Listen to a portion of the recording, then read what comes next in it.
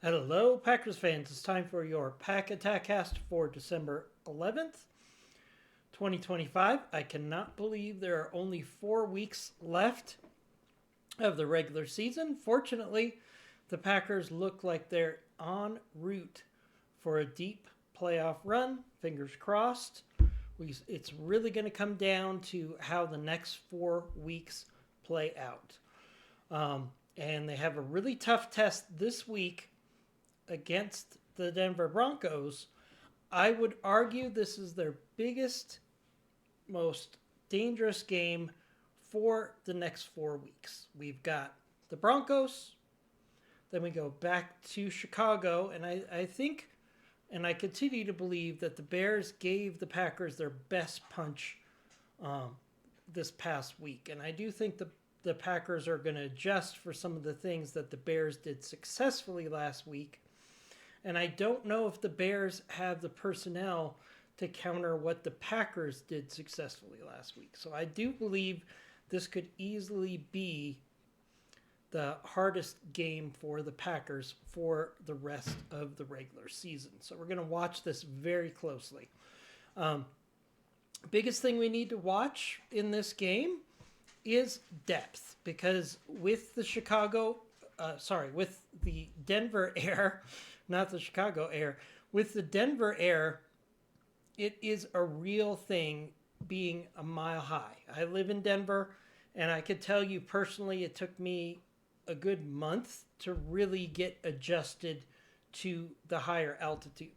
Of course, I'm not a professional athlete by any stretch, but still, it tells you that there's no way that the Packers can train really to adjust for the change in altitude.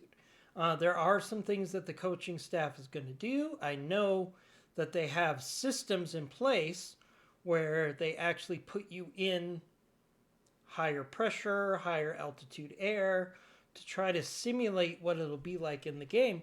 But the truth of the matter is, the number one way that the Packers can combat the higher altitude on offense, it's going to be long, sustained drives and rotating personnel on a regular basis. Now, the good news is the Packers are actually getting far healthier over the last couple weeks. And it's important to note that all the Packers practiced today except for Josh Jacobs. Josh Jacobs was seen again on an exercise bike today. He did not practice with the rest of the players, but he was physically active. He was receiving treatment. I'm not overly worried about Josh Jacobs unless he misses practice tomorrow. And we're going to watch that very closely at the end of the day tomorrow. If he misses practice tomorrow, I would be concerned. My gut tells me he'll be a full participant tomorrow, and this was just 2 days of rest to deal with his knee issue. But you look at the rest of the roster for the Packers, we're getting healthy. Lucas Van Ness practiced for the second day this week, and I expect him to play in this game. And that's going to be really big, because one of the things they missed from Watt this past week was pressure from the interior of the defensive line to force the Bears to stay in the pocket. So we're going to watch that very closely.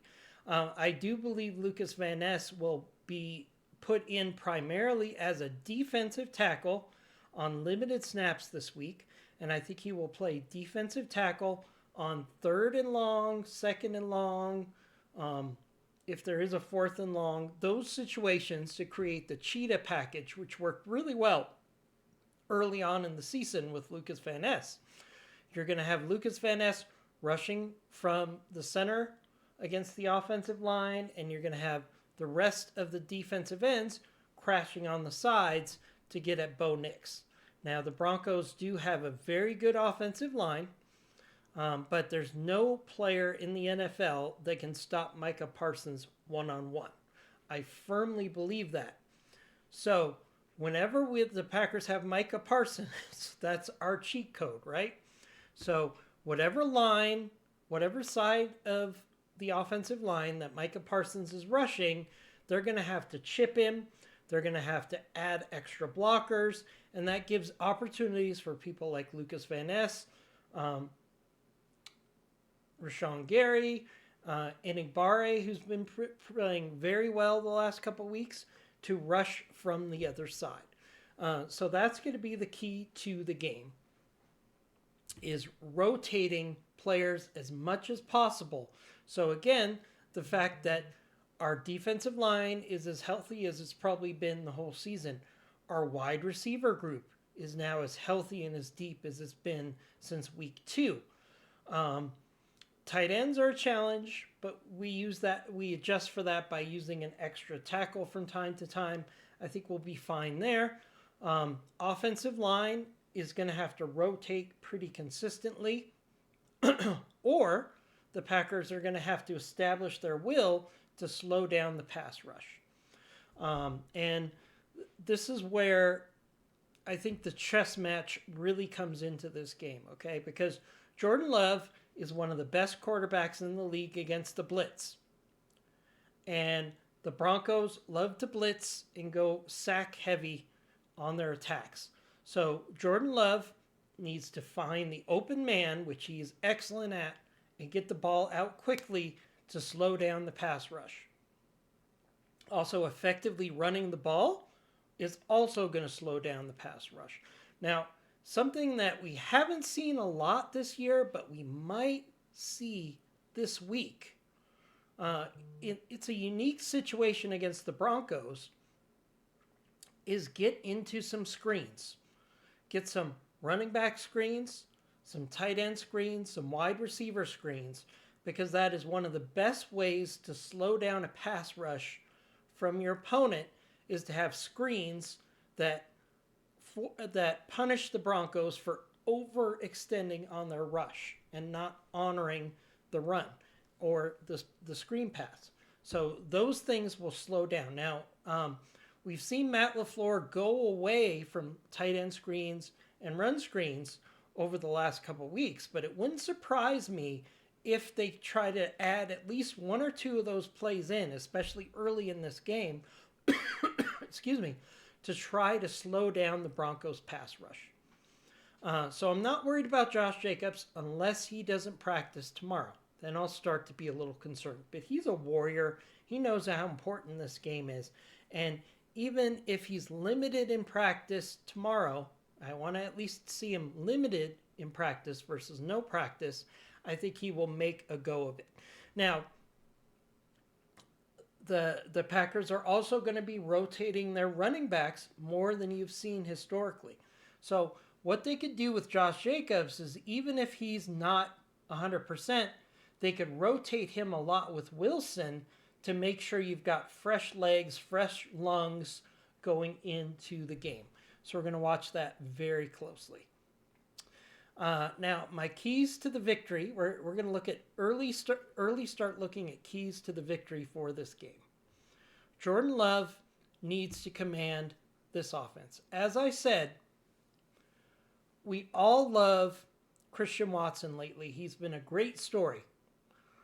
But Jordan Love is going to have to distribute the ball to the open man quickly and efficiently.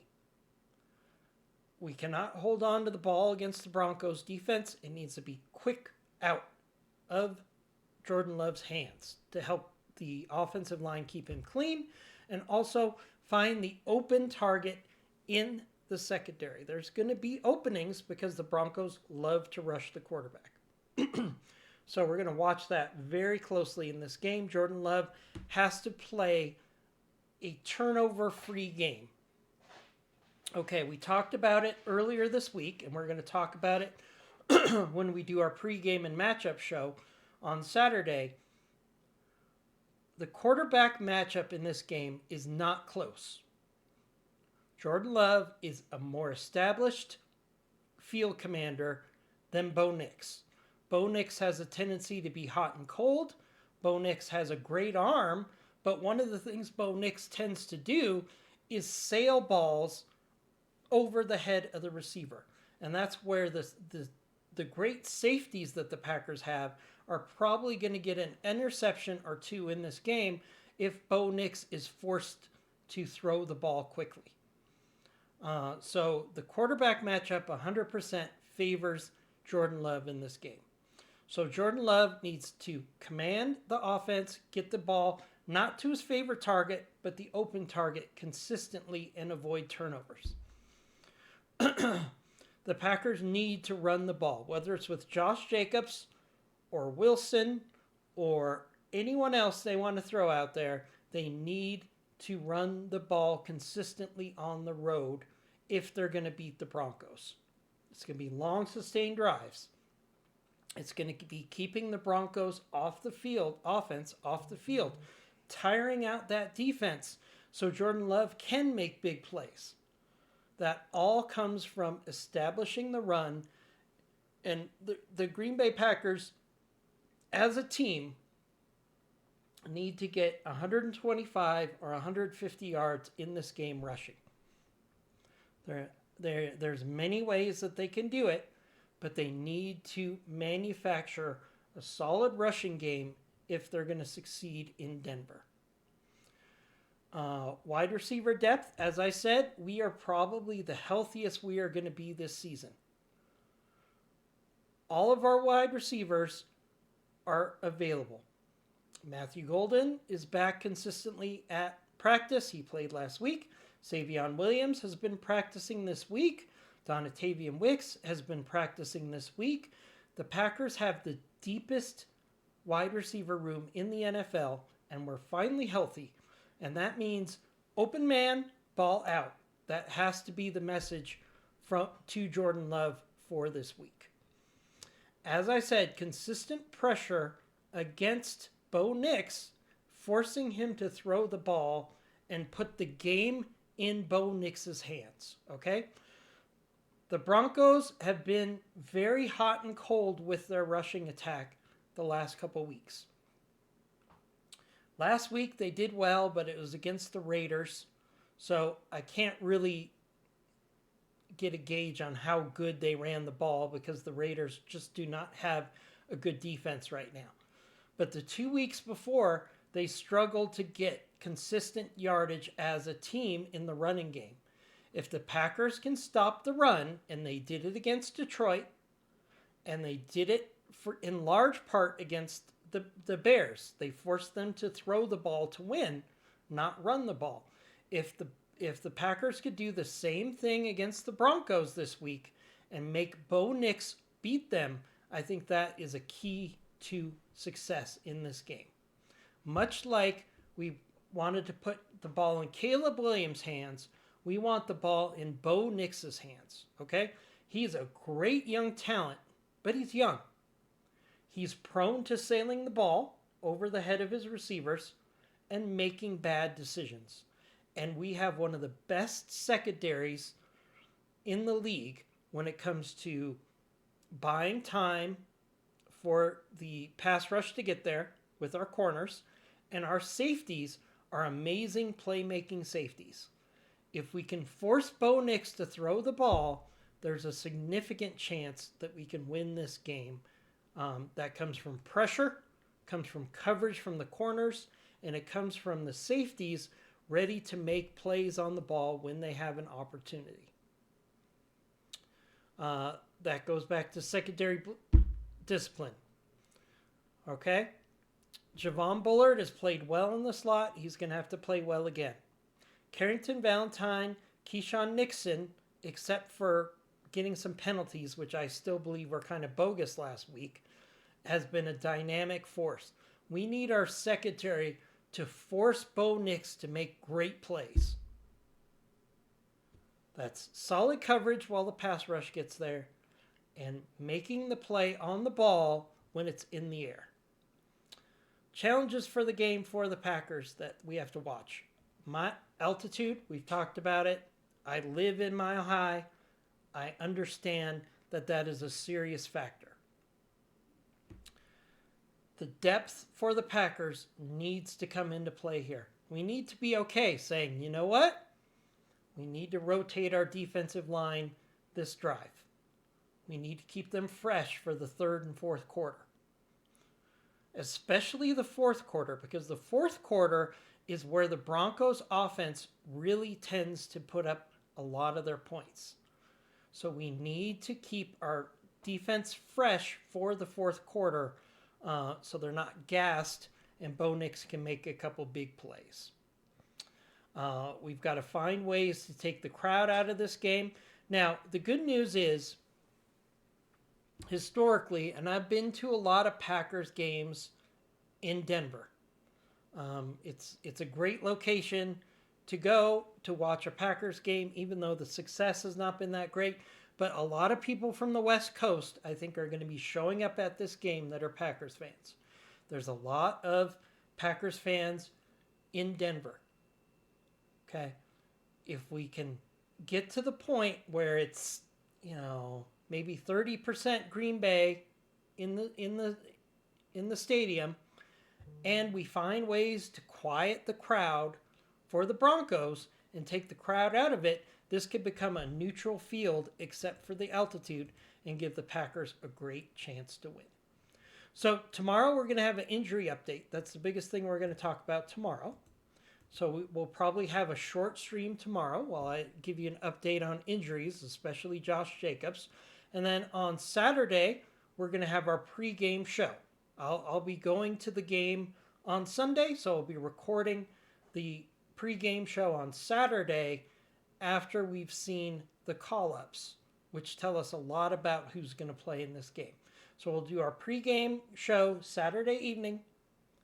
I'll be at the game on Sunday. Reach out to me if you're a Green Bay fan that's going to be at the game. Maybe we can connect. That's packattackshow at gmail.com. Feel free to reach out. And probably Sunday evening or Monday morning, I'll have my reaction to the game. But there's every reason to believe that the Packers can win this game. And if the Packers can win this game on the road against a high-quality opponent, it's going to put pressure on the rest of the NFC to keep pace with the Packers as they push for most likely the number 2 seed if they can keep winning. Okay? Packers win this game, and then they win against the Bears. That's 2 wins. That will pretty much lock up the NFC North. Then it matters less about the Ravens and the Vikings. It's more really about making sure we get the number 2 seed in the NFC. So these 2 games are so critical for the Packers, and I think they have every opportunity to succeed. The Packers are gaining momentum and gaining success each week. They've gotten better and better over the last couple weeks with this win streak. If they can show they could do this again on Sunday, they will. There's no reason to believe that they can't go beat Chicago the following Saturday and be in a position to lock up the NFC North after a win against the Bears. Go Pack, go. We'll talk to you tomorrow.